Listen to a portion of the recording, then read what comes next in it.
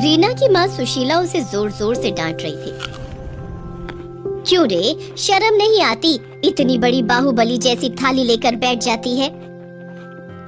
अरे माँ, इसमें शर्माने की क्या बात है? अरे दीदी, सारा पूरी हलवा आप अकेले ही खा गई। शादी की उम्र हो गई, मोटी होती जा रही है। अरे भाभी, माँ, तुम तो बेकार ही मेरे पीछे पड़ी रहती हो। मैं तो अपनी ये थाली ससुराल भी ले जाऊंगी। हद है, जितना पकाओ उतना कम। पीटू कहेगी। भगवान इसकी शादी जल्दी करा दो, पीछा छूटे। पड़ोसन नीलम का बेटा मयंक अमेरिका से आया था। उसने रीना को अपने घर बुलाया। अरे रीना, मयंक को साउथ इंडियन खाना पसंद है। तू तो साउथ इंडियन डिशेस बहुत अच्छी बनाती है। चाची जी, मैं जल्दी जल्दी उपमा, इडली, डोसा सबका इंतजाम कर देती हूँ, और उसके साथ बढ़िया नारियल की चटनी। अरे कितनी गुणकारी है रे तू। जिसके घर जाएगी उसके तो भाग्य खुल जाएंगे। नीलम मयंक को खाना परोसती है। क्या बात है, सब कुछ बड़ा ही स्वादिष्ट बना है माँ, दिल खुश हो गया। अरे ये सब रीना ने बनाया है, तू तो उसी को धन्यवाद देना। रीना जी, खाना तो बहुत अच्छा बनाया आपने। तो फिर इनाम दे दीजिए। कहिए तो हाथ चूम लूं? रीना शर्मा जाती है। उसका शर्माना मयंक को अच्छा लगता है। हट बदमाश कहीं का। जा बेटी, तू जा, अपने लिए भी लेकर खा। रीना के हाथ में एक बहुत बड़ी थाली थी, जिसमें डोसे, इडली, उपमा, चटनी सब रखा था। अरे ये बाहुबली से मांग के लाई है क्या थाली? नहीं चाची, ये मेरी थाली है। ठीक है, तूने अच्छा किया जो ये थाली ले आई रीना। खाना घर के लिए भी ले जा। चाची बस खा लो, फिर घर के लिए भी बनाऊंगी। अरे तेरा स्वेटर तो बड़ा ही सुंदर है। थैंक यू चाची, अभी कल ही तो पूरा किया है। तू तो इतनी गुणी है, किसी घर में ऐसी लड़की आ जाए तो सारे दुख दूर हो जाए। कुछ दिनों के बाद नीलम ने मयंक से कहा, क्यों रे मयंक, इस बार शादी करके ही अमेरिका जाने दूंगी। अगर कोई लड़की पसंद है तो मुझे बता दे, वरना फिर मैं ही ढूंढूंगी अपनी बहू। माँ, तुम कहती थी ना तुम्हें हिंदुस्तानी बहू ही चाहिए, तो मैं तुम्हें बता दूं, मुझे तुम्हारी पड़ोसन की बेटी रीना बहुत पसंद है। अरे तूने तो मेरे मन की बात बोल दी। माँ, मैंने अपना काम कर लिया, आगे तुम्हारी मर्जी। ठीक है, सुशीला से बात करती हूँ।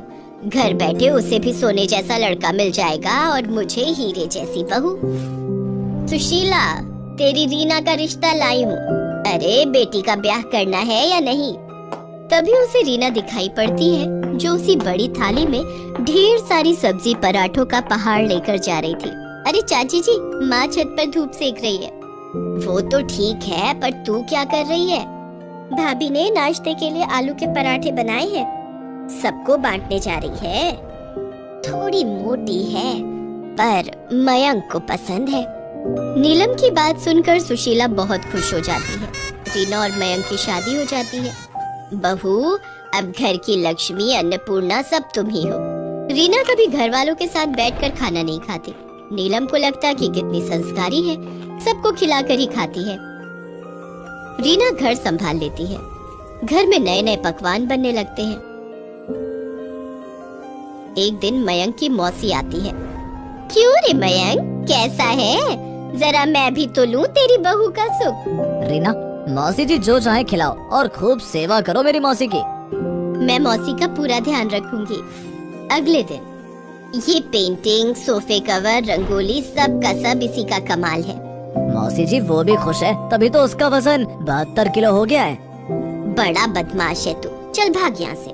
तू तो बहुत भाग्यवान है रे, एक मेरी बहू है, न काम की, न काज की, न मन अनाज की, खाने और सोने के सिवा कुछ न जाने है। मेरी बहू तो खरा सोना है, खरा सोना। अरे रीना बहू, तूने तो नाश्ते में कितना कुछ बना दिया। यहाँ मेरे साथ ही नाश्ता कर। रीना अपने हाथ में एक बड़ी थाली लेकर बैठ जाती है और देखते ही देखते थाली में पूरियां, कटोरी, हलवा, पकोड़े, खीर सब परोस लेती है। अरे बहू, इतनी बड़ी थाली और इतना खाना। अरे बेटी, सबको अलग अलग परोस, सब एक ही थाली में थोड़ी खाएंगे सब। कितनी भोली है, देखा जी इसका प्यार, बड़ी भोली है। अरे नहीं नहीं माँ जी, मैंने तो बस अपना ही नाश्ता निकाला है और ये मेरे मायके की थाली है, मैं तो शुरू से इसी में खाती हूँ। अरे तेरी बहू तो बहुत थोड़ा खावे है नीलम। अरे बहू शर्मा नहीं, कुछ और खा ले। ना बुआ जी, बस इतनी ही डाइट है मेरी, बाकी लंच में खा लूंगी, ज्यादा खाना भी ठीक नहीं है। दैया रे दैया, अभी तेरा लंच बाकी है क्या? वाह रे नीलम, तेरी बहू तो कमाल है, कहीं धरती पर अन्न की कमी ना हो जावे। नीलम मन ही मन बहुत शर्मिंदा होती है, पर कुछ कह नहीं पाती। मौसी चली जाती है और नौकरानी आती है और कहती है, अरे अम्मा जी, बहू रानी ने बड़ी लंबी लिस्ट दी है, जरा सामान मंगवा दीजिए। अरे पागल तो नहीं हो गई, पूरे महीने का राशन मंगवाए है, ऊपर से शादी का भी इतना राशन बचा हुआ है, भला राशन कैसे खत्म हो जाएगा? घर में हम 3 ही लोग रहते हैं। अरे अम्मा जी, आपने बहू रानी को कभी खाते हुए देखा है? बुरा ना मानिएगा, पर 5 लोगों का खाना अकेले खाती है। जहाँ मयंक बाबू और आपके लिए 3-3 रोटी बनती थी, वहीं पर बहू के लिए 15 रोटी बनाती हूँ। पागल तो नहीं हो गई?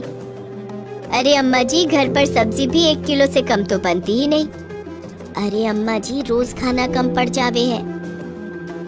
नौकरानी के जाने के बाद नीलम ये बात मयंक को बताती है। वैसे ये तो सच है कि उसका वेट बहुत तेजी से बढ़ रहा है, तुम चिंता मत करो, मैं देखता हूँ। मयंक रीना से कहता है, रीना, आज से किचन की जिम्मेदारी मेरी। आखिर मैंने होटल मैनेजमेंट किया है, नौकरानी की मदद से सारा काम मैं ही करवा लूंगा। मयंक नौकरानी से खाना बनवाता है और खाने के समय सब एक साथ खाने बैठते हैं।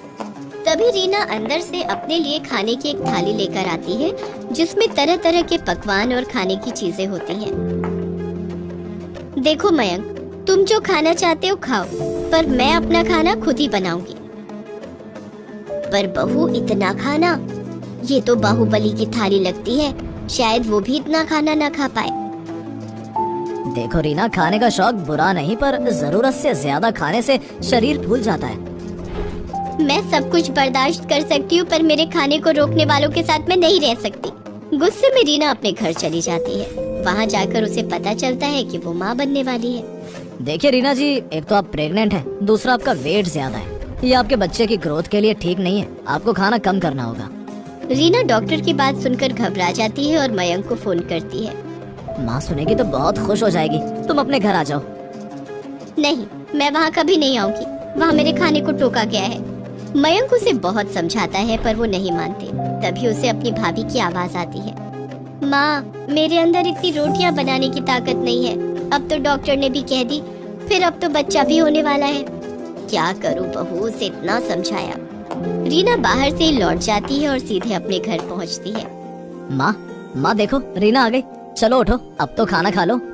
बहू, मेरी प्यारी बहू, आ गई तू मुझे छोड़कर कहीं मत जाना।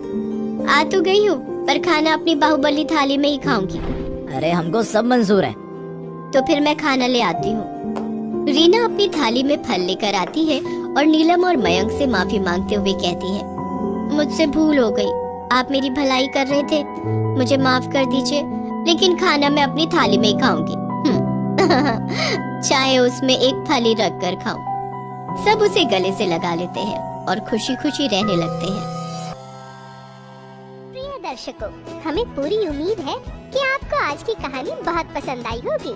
ऐसी कहानियाँ देखने के लिए हमारे चैनल को सब्सक्राइब करें और बेल आइकन का बटन जरूर दबाएं।